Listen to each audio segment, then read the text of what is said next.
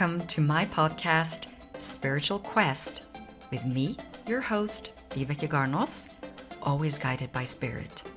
I am very excited to share my gift with you and empower you to embrace your gift. So if you define yourself as a spiritual human being, then you've come to the right place.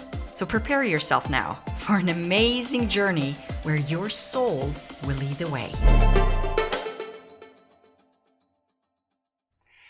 Hi there, and thank you for being here, and welcome to a new episode of the Spiritual Quest podcast. Today, we're getting to know one of the world's most progressive and insightful lifestyle brand luminaries. Her mission is to help people feel beautiful and value themselves through her highly sought after Black Greek apparel brand, LNO Greek. She's battled with body image issues since childhood and wants people to know they're beautiful and should feel beautiful in their clothes. And being on a spiritual quest, you and I know that beauty comes in various shades, shapes, and sizes. Arndreya Price is the founder of LNO Greek, where her brand helps men and women embody an expression of timeless style and is the go-to attire for successful fraternity and sorority members. And her wellness retreats give first-generation wealth creators an opportunity to travel in style and build high-value relationships. But before I welcome my next guest, I'd like to share one of her favorite affirmations. So do me a favor right now and just close your eyes for just a moment. And just allow yourself to tune inwards and just listen and tune into these powerful words. The truth is, I love and value myself. I am fearfully and wonderfully made in the image of Christ. Therefore, I am beautiful, confident, and more valuable than rubies. So true. It is my great pleasure to introduce the wonderful Arndreya Price. Welcome, Arndreya. Hi, thank you for having me. Rebecca, the way you just said that affirmation, boy, I love the way you said it. You said it with all the power, all the honor. I love the way you quoted that. Thank you. Oh, thank you. And to be honest, I'm really excited to speak with you because you have this amazing story that I want you to share of how you have been trusting God's plan and how you've reinvented your life. And I know there's so many women and men that are struggling after these 3 years that's been pandemic and all the shifts going on. And we need some inspiration and empowerment. And I know that you can give that to us. So I'm going to just ask you, could you please just share your story with us? Sure. So my story begins with childhood. I will admit I definitely had an amazing childhood, but one of the things that I constantly battled with was my weight. It's funny because now that I look back at pictures, I really wasn't even that big, Mm. but everyone around me made me feel huge. And so I had a lot of body confidence issues, always feeling insecure, not feeling, my best. But the funny thing about it is, mm, barely nobody even knew that I was having this internal battle about my body image because that's not what I would project to the world. Mm. Um, but I was always in comparison with people who were next to me, comparing my body to people. Um, I've been on fad diets, or I had been on fad diets for years and years and years, just trying to get centered and, well, trying to lose weight, not trying to get centered because I was, what, a kid. Okay. Trying to lose weight, trying to look like the models in the magazines, Mm. which were obviously, now we're aware of this, but back then, people didn't really know about the airbrushing and all of this stuff. But now that the general public has access to that, we're very aware that that is not real. So trying to live up to an expectation that would not even be possible because it's not even possible with skinny models. You're right. So, just battling through that. And what happened was I just came to a point in my life where I was like, no more of this. I am going to take control and charge of my life. I used to actually think that people would only like me for my size. And these thoughts are actually ridiculous and crazy. But these are the things that have been implanted based on society, based on my family. Um, I'm one of the larger people in my family. My mom is tiny, my dad is small. So they I was a little bit bigger, but again, not huge. Mm. So May I anyway, ask you something, Andrea? I'm curious, how young were you when you started to be aware that you were, you looked at yourself as bigger than other people? Do you you remember?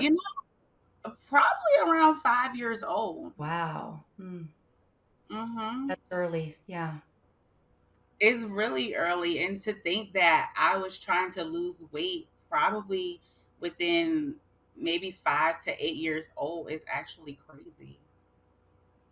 it is. And just to, if you don't mind, I just want to share because I can relate. I I used to feel fat as well when I was a young kid.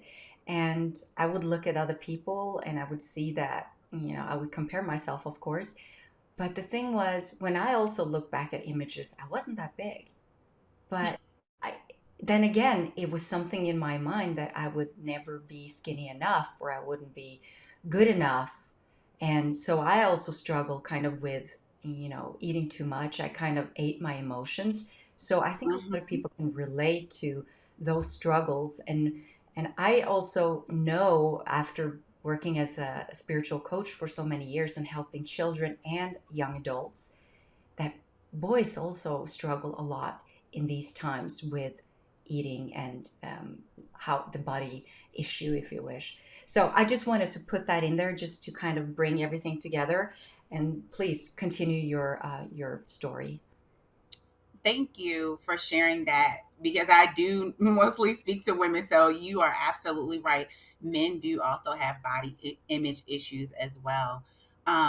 But, going through relationships, you know, thinking that my love life was conditional upon my size, again, your mind, it plays so many tricks on you. If somebody loves you, they should love you unconditionally. And if they do not love you unconditionally, you are in the wrong relationship. So, Oh, that is so right. But, to bring it into that, because unconditional love, that's hard. To be honest, let's be honest, Andrea, that we're raised with conditions. I mean, look around you. You have to look like that or you have to behave like that to be able to be lovable. And it's kind of hard to break free from all those limitations of what or conditions of what love really is. I guess when we get older, we kind of figure that out that, okay, so is this true love or what is true love? I think we'll have to start at what is true love. So why don't you take that and just go with that? What is true love for you? How did you discover true or unconditional love? well, honestly, I discovered it with myself first. Loving myself and treating myself with love, honor, respect, and that I deserve. Mm. I set the standard on how you need to treat me. Love that. Yes.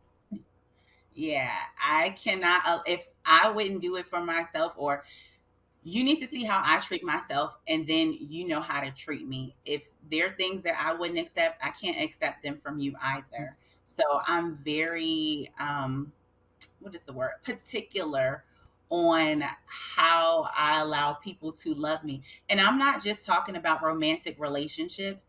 I'm also speaking of friendships, mentorships, like they're all ships. It's not just about love. And I know a lot of the times we're just talking about, romantic love, but it's deeper than that. Oh, yes. I love what you're saying because everything that goes on inside you, it's a reflection, it's a mirror. So that's what you attract in your life. That's what you see, that what takes up your time and space. And so it's so important to actually reconnect with that love and to be true to who you are and be that authentic and be the child of God. To allow that love, that unconditional love that is the gift to this planet, to humanity, to everyone, that brings us all into one, that unconditional love. Of course, it's hard, struggling with different conditions, but Mm-hmm. I want to know, how did you start breaking free from um, those conditions that you had as a child? What was your turning point, if you wish? Was it like an awakening, or was it God? What was it that made you change and look at yourself with love? I think it was twofold. The first part was, me just recognizing I was not honoring myself. And I will speak candidly because, that's what we're talking about, transparently.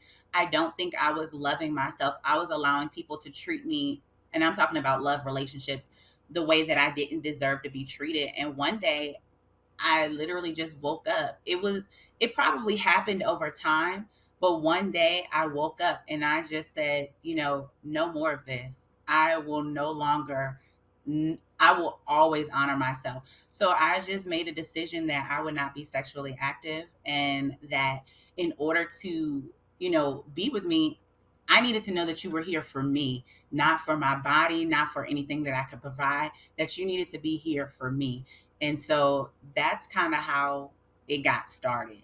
I like the way you're looking at it. I mean, you're protecting your sacred space. For me, I'm very, everything to me is energy, and the highest vibration of energy is God source. And so for me, it's kind of protecting that divine purity and being able, or be secure in that, and allowing that to kind of flourish and to learn how to love that part.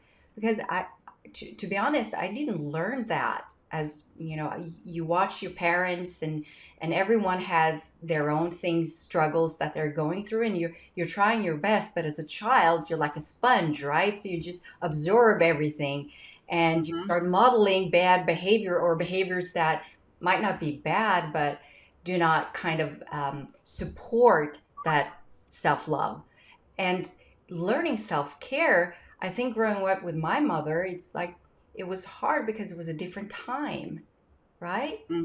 And so it's finding your path or finding your way in that. How did God play a role for you? So honestly, I felt convicted by God when I would have sex. I This is probably a little bit funny, but I would take a shower and I would never feel clean. Um, there were just different things that would play on the radio, and I would just feel it in my spirit that I had to release this part of me, that I had to stop being sexually active. um, it was just a conviction from the Holy Spirit that I had to move, and I had to stop that part of my life because he was not pleased with it. And in the midst of it, I was just like, but this is kind of a part of my life. I didn't want to let it go. I won't lie. I'll be very honest. But I had to respect the Holy Spirit. He called for a while, but it took me a while to answer. But I will admit, once I answered God's call and stopped, my life changed for the better. And peace came upon me almost immediately. Mm. But I have a question, because when you say that, do you feel that God was calling on you to sustain from sex until you had that self love taken care of? Just to make sure, what was it that you kind of heard in that interpretation of your communion with God? That it must stop until marriage, not just until self-love, but until marriage. Mm. And Mhm. so you went on your journey and you made this.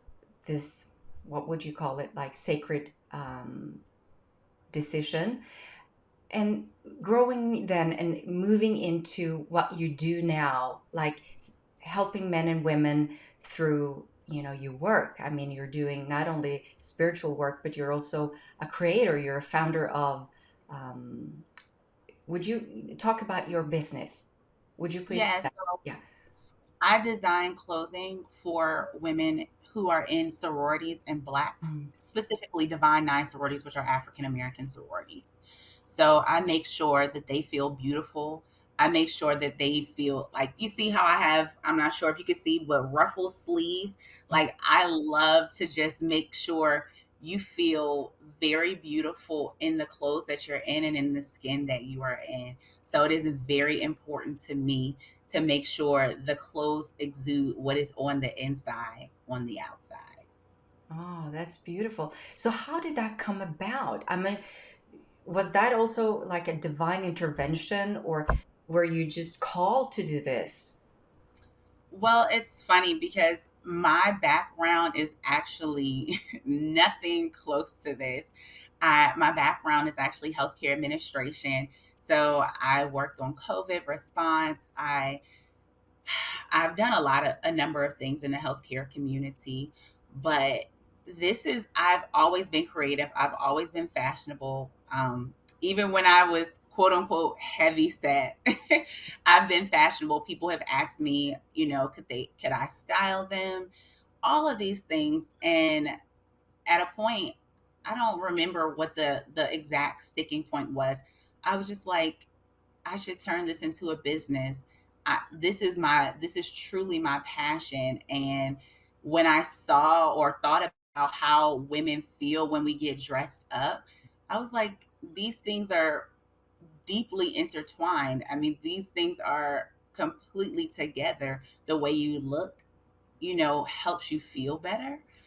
So I was like, let me go ahead and get to designing and make something, that will help women feel beautiful and confident. I like that. And the way you describe, women wanting to, to help them become confident and beautiful, I think it also, like, it start like us growing up, we were always looking at people outside ourselves, right, to see the beauty, and starting to define what beautiful is for us, and then Mhm. finding what really beauty means to you, and then allowing that and to sharing that. I think that's passion. And I believe that when we start doing the things that make our heart kind of bubble with joy, and we come into that flow, that's when our creative powers, really start flowing. And to me, I feel that when I connect with people like you, like when we're really speaking about being honest and truthful about who we are and how we choose to live our lives. I mean, we're on this huge planet. We have all different beliefs and how we define God and what our spiritual path is. But one thing is certain is that when we come together in joy and in purpose, bringing purpose to our life, that's when we really start, seeing that energy of oneness. That's when the power starts coming, and that's when I kind of get excited because I go, "Oh, women!" Or I call it the goddess, the feminine energy is coming out, and I mean, men have this power too. I mean, it's embracing your femininity. I mean, we have masculine energy, feminine energy, and coming together in perfect Exactly. union. It's just yay. I think the time now, I don't know if you would share your insight on this, but I feel that it's time for the feminine to really shine coming forward, the next years to come. What do you think about that? And especially when it comes to what you're designing, how do you feel about that? So I definitely feel like women should, like, definitely own their feminine energy. I know a lot of times, you read these books, they talk about, oh, you have to be masculine and all of this stuff. I don't necessarily agree with that. I believe that there is power in femininity. There just is. There's beauty and power in our femininity, and we need to just address it.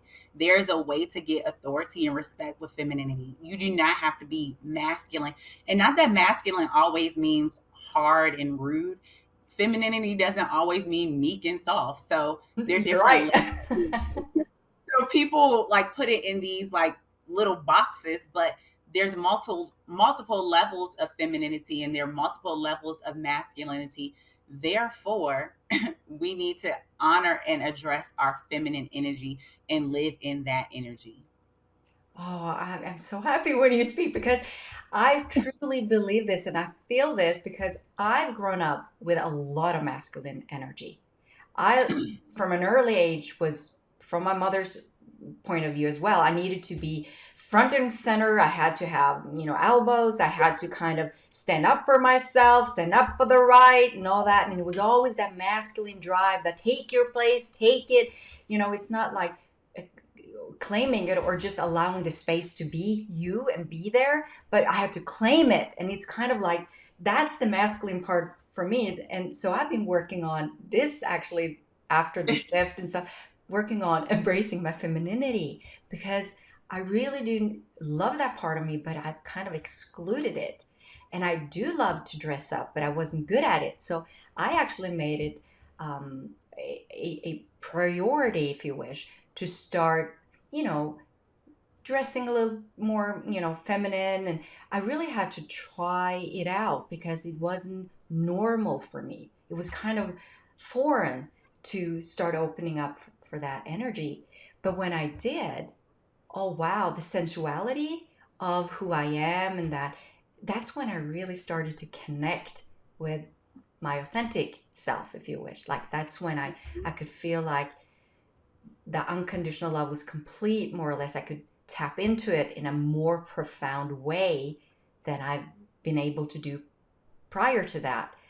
And so this time, I'm thinking for you coming out saying that um, struggling with, eating disorder, not eating disorder, but just weight issues. And Mm-hmm. for me too, body images and all that.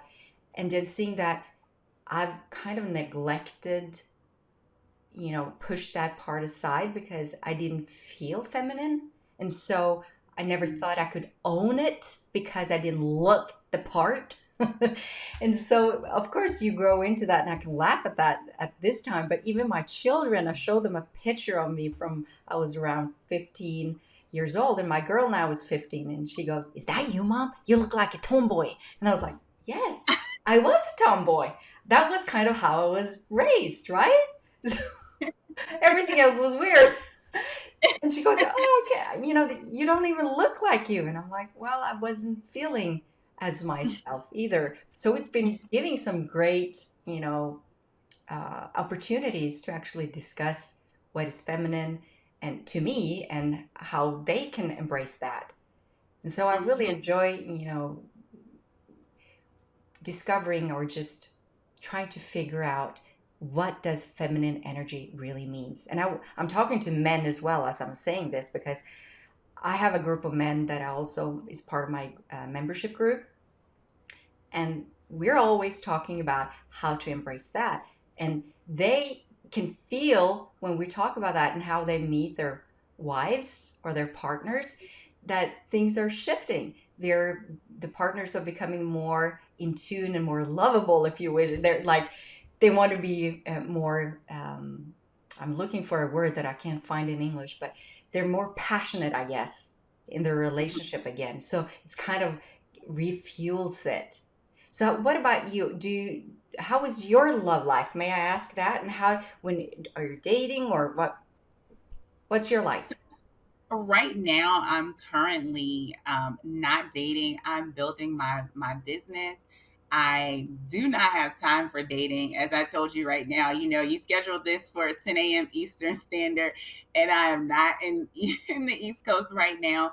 Lots of traveling going on, and I've found myself. I feel whole, but right now my baby is taking care of LNO Greek. Oh, I so agree with you. Everything in its time, right? I mean, right Hmm. now that is your baby. That's what you're giving love to. That's what you're nurturing, and Hmm. it will flourish. It will grow. But share a little bit more about how it came about. I know we touched on the topic, but I would really love you to put it in a context where you feel, how trusting God in this, because I know starting a business is not easy and No. you struggle. So please share. So actually, I got the calling to, start the business alone in I believe it was April of last year. And so I started the business, and many of your callers may not know, or not callers, your audience may not know, I actually ended up leaving my full-time job. So I started the business in April. I had to do a lot of leg work while working on COVID until October. And in October, I fully launched my business. And thankfully, because I was very successful with my launch, I took some time off, some mental time off from work. And when I finished that time, I realized that's when the thing started to connect, about the self-help, self-love, and the beauty, and all of the things kind of came together. And I realized that, I can leave my full-time job and serve the people God has called me to serve. Now, trusting God comes in because, leaving a six-figure job, I was what they would consider a young manager. I just got promoted to manager. Most managers are well over 40 in the government. I was in my younger 30s, and, that was kind of unheard of. So for me to leave, people were like, "Are you sure, Andrea? Like, did you hear God correctly?" I'm like, "I think I know his voice." Yeah, I don't question God. Yeah, like I know his voice, and I'm going to trust him in this walk. And so let me circle back. In December, I had a party, a Zoom party for some of my people who purchased from me, some of my customers. And one lady, I asked, I said, "How did you find me?" And this was confirmation for me. This was before I started my business.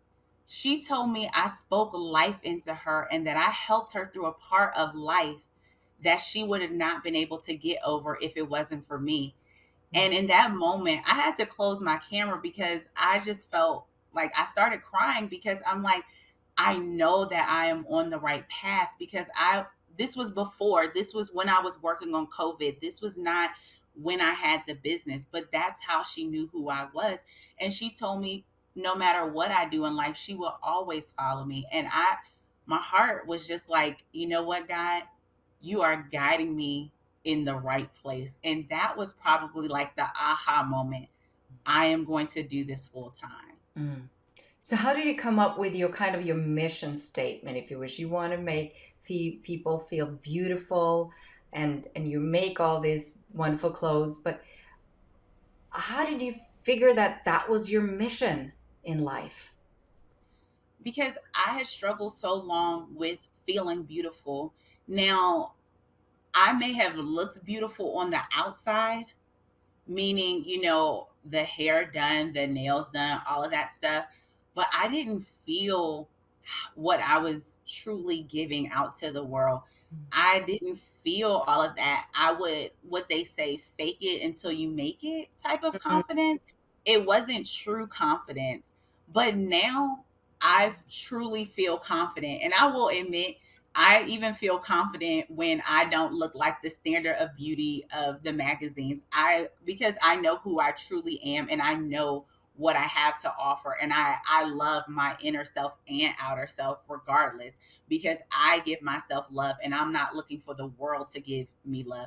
And I think that's where a lot of people struggle. They're looking for outside people to give them love. Even if we come down to Instagram and, social media, I've written in a book entitled Single to Marriage, and I talk about and it's written by Reverend Valerie Dupree. And in the book, in my excerpt, I talk about how social media, you know, it warps our mind. We look at social media, expect to get all of these likes. But first of all, even if you do get all of these likes, these people do not care about you. They don't love you. So it really doesn't matter. if the love is not inside, it's worthless love, because again, it's conditional. Because if you don't post that picture of you with if you post that picture with you without makeup, if you post that picture of you with your body covered, or if you post the picture where you're fat, trust me, those likes are not going to be there. So it's very conditional type of love. You're so right.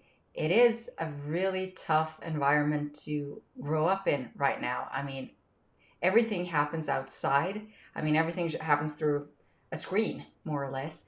And Hmm. it's so easy to lose, your footing in life and just looking at everyone else being successful. And we know that on Instagram or whatever, most of it is just a facade. It's not the true, honest, authentic way of living.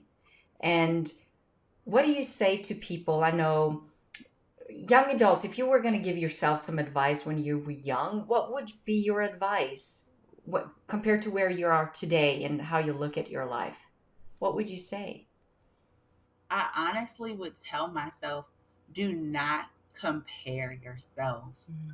I feel like comparison, it's I feel like it's the devil's number one tactic. I think it might be one of his number one tactics, because when you compare yourself, you can't focus on yourself because you're looking to the left and you're looking to the right. So you cannot focus on what is right in front of you.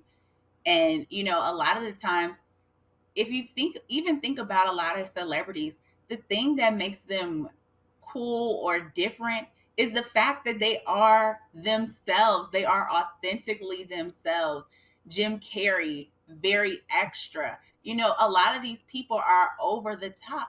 But if he was looking to his left and looking to his right to try to fit in, Mm. it wouldn't work. And he would not be who he is today.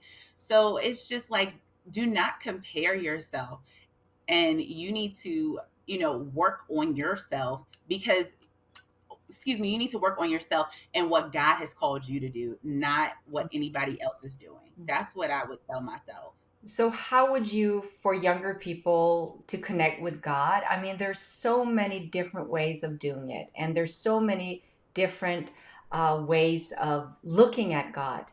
And we know this because we can look at the world today, and we could see that there's war going on, and there's different ways of looking at religious practices, and it's causing a lot of disturbance in the energy and defining what God really is. And I believe that personally, I am very careful of defining what God is. I found my God and I trust my God. And I know He's all loving. And I know that as long as I allow myself to be trusted in God, I will be guided to do what is the best for me and humanity because it's all anchored within love. So what would you say to, younger people who's struggling to define their God and trusting in that God?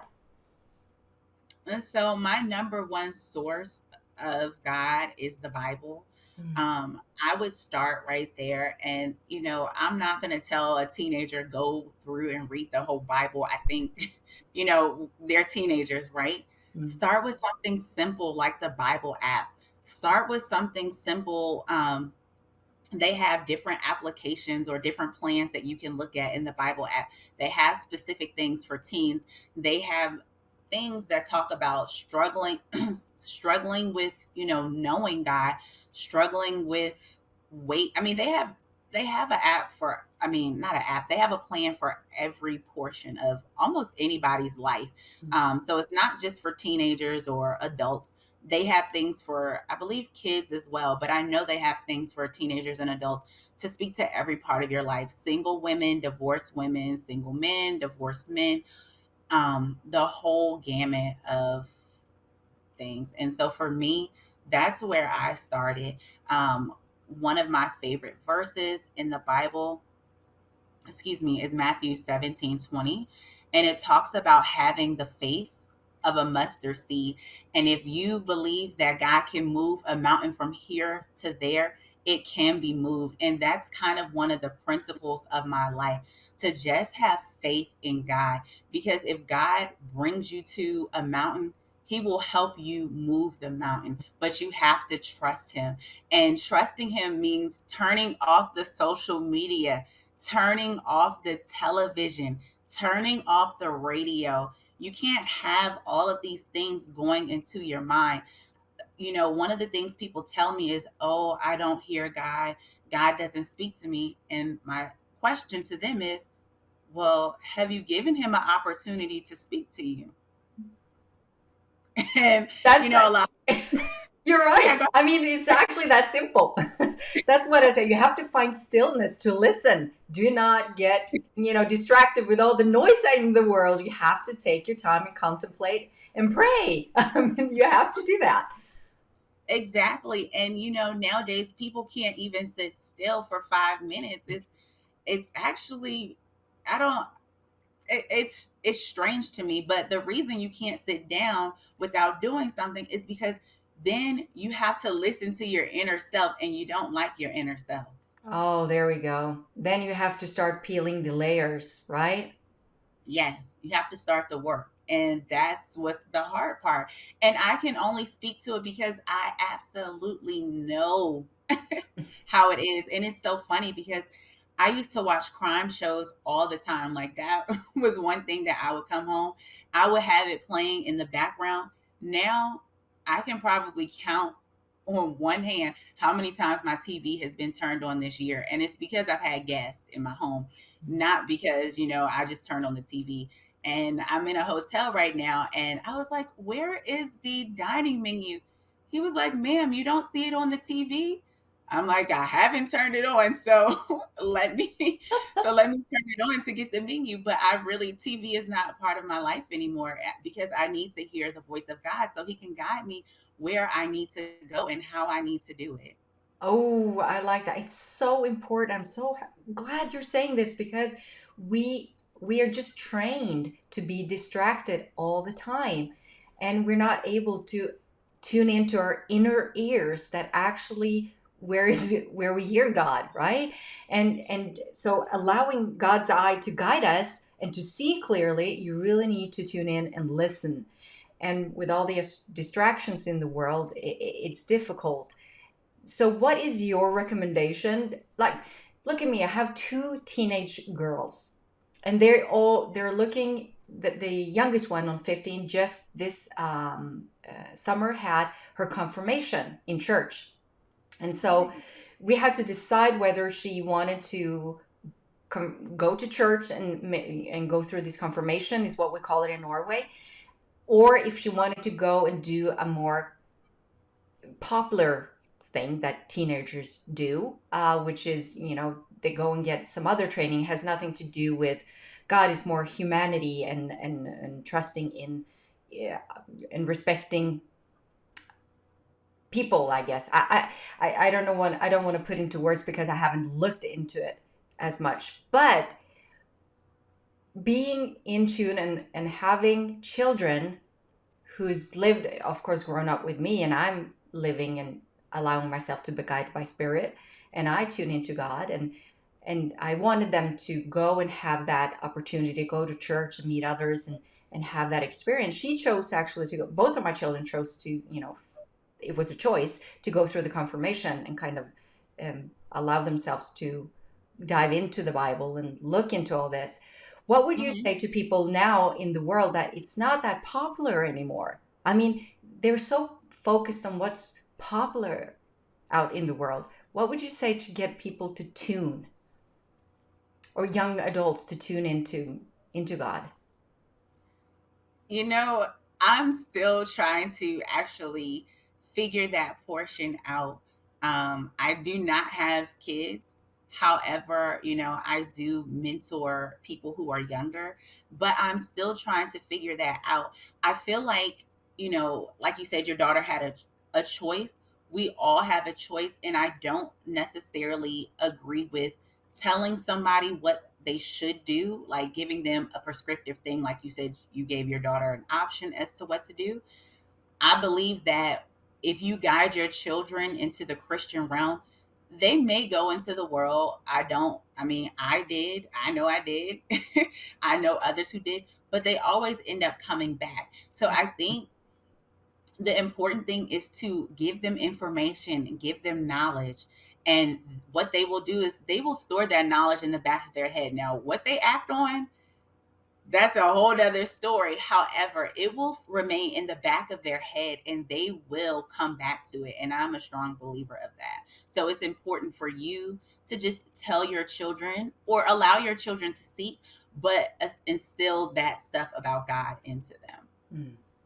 I think that's so important, just to allow them to explore and to figure out their own path, but being that beacon of light and being that example of one that I always sit in stillness, I pray, and I never, they have a choice. I remember my youngest was struggling a little bit in school. It's a few years ago, and I said, "You're invited into I have my sacred little cave, as I call it. It's my sacred space." I said, "You're invited in, of course, always. You can come here, you can sit, and you can join me in as I sit in stillness and I pray, and I do my meditations. And because I always meditate to find the stillness before I can either say my affirmations or talk to God. I like to be in alignment so that I can be clear on the messages." And I would bring her in and she would just be in that space. And that space did something with her. The energy of that space, the God space, if you wish, just being and allowing herself to be in that space, it calmed her, it released. And I remember she woke one night and she had a nightmare, and I had been talking about the angels and how the angel had helped me. And I was seeing feathers all around because I was getting signs that they were with me. And I remember she woke up during the night and she was really, really scared. And she said the next day she was so proud. She came down and she goes, "Mama, I woke up. I was so afraid somebody was out to get me, but I just called on the angels and I could feel them around me. And I could walk from my bed to my sister's room." And she cuddled with her, but she said they were around me all the time. I could feel them. I could see them around me. And I just thought, well, thank God. I mean, thank God.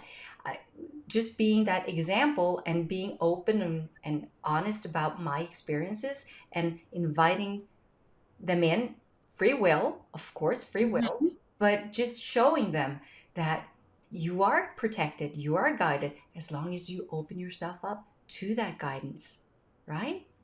I And then love you can that. experience that beauty, that wonderful energy of God that really just, how could I say that?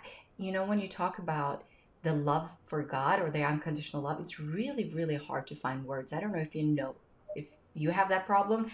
When I get into that space, I can sense it, I can feel it, I get vulnerable. It's just, yeah, it's beautiful, but it's hard to vocalize, if you wish. So you have to kind of show it through your actions, and just remember that you are that channel for God. You're that instrument, right? And so just trying to Mhm. be that as you move along. It I'm it's sorry, honest. I'm rambling. No, no, as you're talking, I'm just thinking like a lot of people ask me, well, how do you know that you hear from God? How do you know? And, it's very hard for me to put in words. For me, God is not an audible voice, but for you, he could be. But for me, like you said, it's a more centering thing. And when I feel convicted by something, I know when it's me, because when it's me, it's usually not the kinder part, and I will be honest. But when it's God, I feel a sense of peace around me.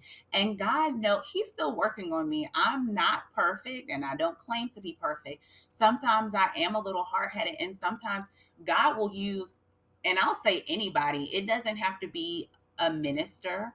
God can use anybody, I don't know. He can just use somebody walking down the street to confirm things for me. Like, it doesn't have to be this super holy thing. And sometimes, like I said, I'm hard-headed. So, God might have to tell me two or three times. There may be a commercial or an ad on the radio when I'm writing and I'm like, oh, okay, God, this is what you were telling me. Or somebody may spark a conversation. I'm like, okay, God, you're telling me to do this. Okay, I hear you. So it's not always, people are looking for this, like, I don't know, like holy moment where God is going to just shine down from the earth. I mean, from heaven to the earth. It's not always that deep. It's just being in silence, being in tune, and being aligned, and listening to Him throughout the day. That's as simple as I can put it. I know, you have to figure out how God speaks to you by building a relationship with Him. And I think that that's where people struggle, because the relationship doesn't happen overnight. So for instance, I like to use this example when people say God won't talk to them. Well, you're expecting God to come down and shine everything off of one prayer. But that's kind of crazy. That's like meeting a guy at a bar and asking him to marry you. You would think that's kind of crazy, right? So you have to build a relationship. You have to court, you have to date in order to get that, I guess, you to get that super divine relationship. So I think a lot of times people give up off of one prayer or one no. And sometimes God's no is not a no, it's just a not right now. But because you've only prayed one or two times, you don't know that, because you're like, okay, well, it didn't happen, but and so now I'm not going to pray anymore. You've closed him down, and so you're not going to hear from him.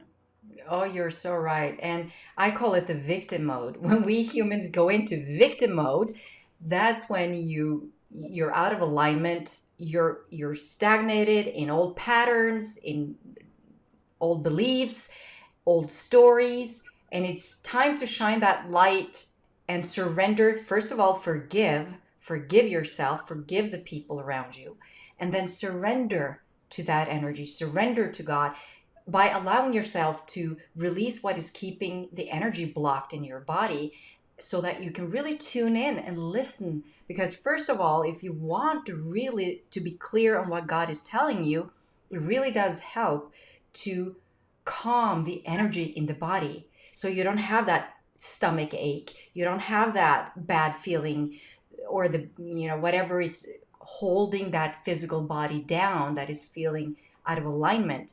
If you just surrender, if you give yourself that space to be aware of what's going on inside of you, and forgiving and surrendering and letting go of that, you will find that stillness, and you will hear God in anything that is in everything around you. I mean, to me, God is in everything. It's just how He's the creator. So if it's flowers, or if it's whatever my eyes put, land on, it's, if I really tune into that and see the essence of that thing that I'm looking at, I always come down to God's source.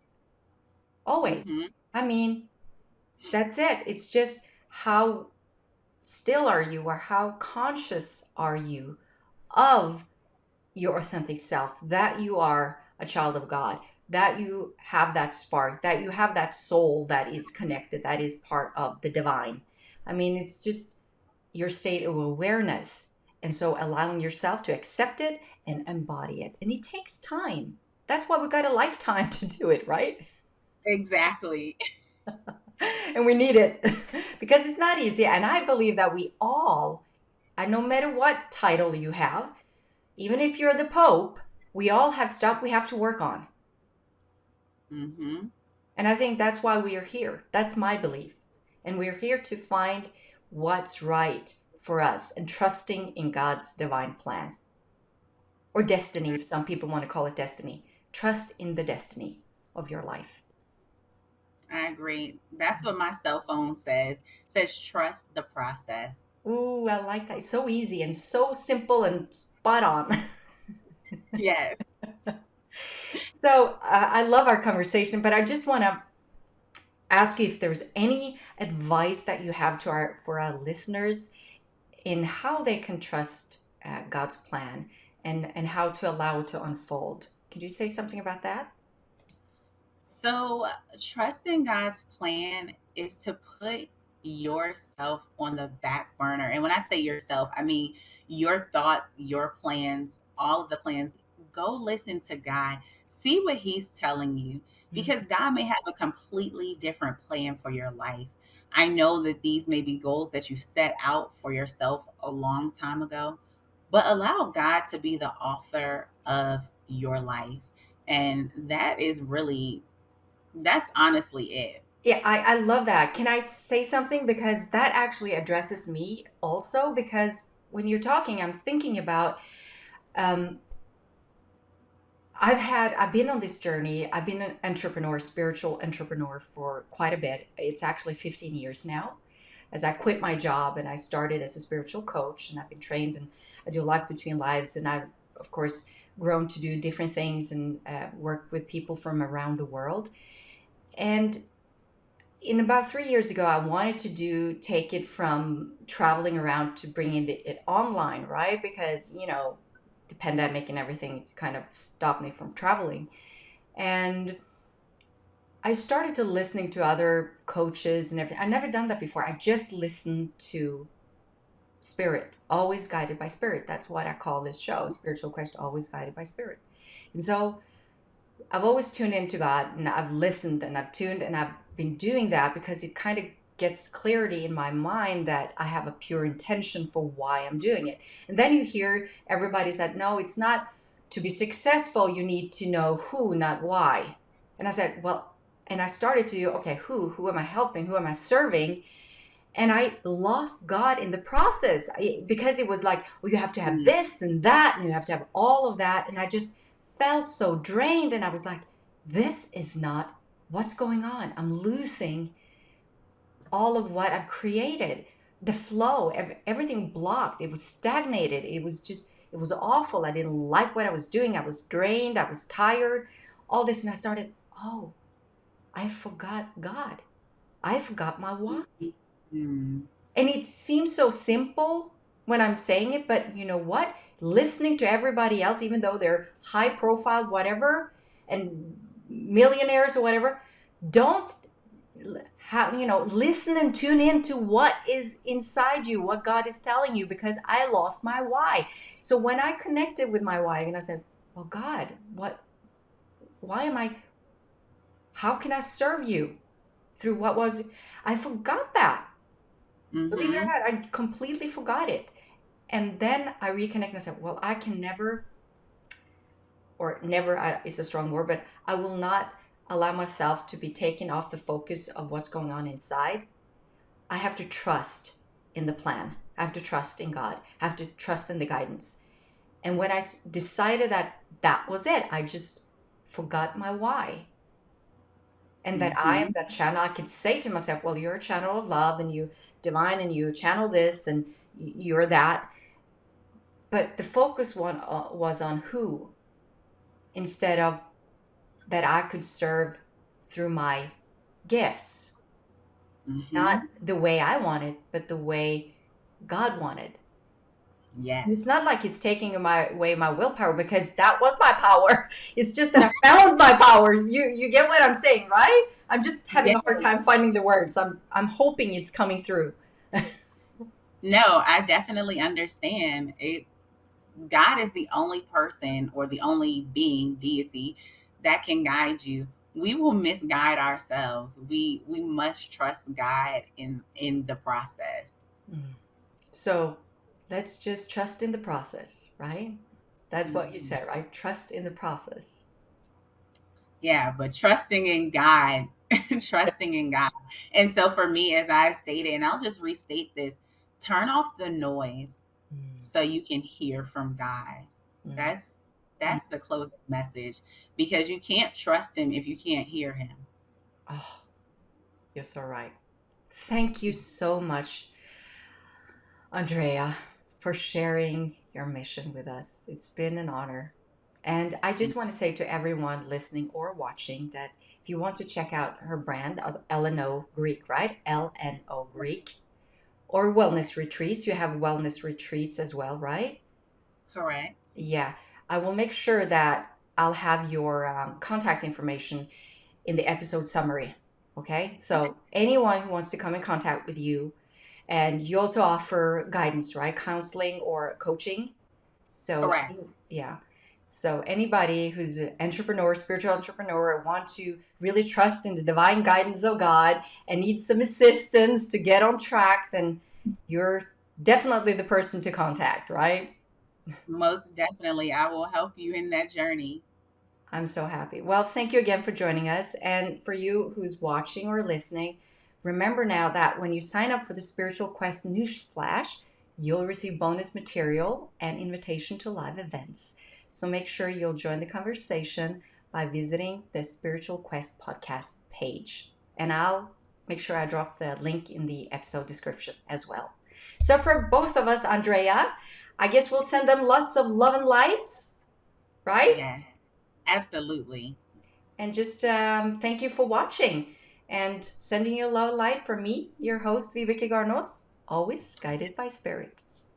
Bye. Thank you. Bye.